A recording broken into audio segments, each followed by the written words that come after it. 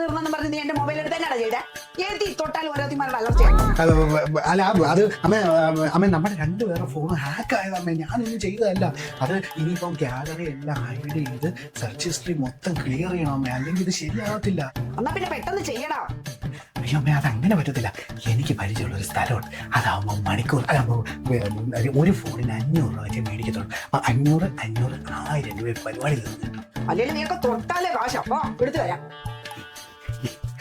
എന്നിതും ധൈര്യം കിട്ടണേ. അപ്പൊ ഇതും ഹാക്ക് ആയതായിരിക്കും അല്ലേ? കാശിന് കുറെ ആവശ്യം കാണും. 1000ന്റെ പാതി 500. ചേട്ടന്റെ വക. ദാരു അറിയാം.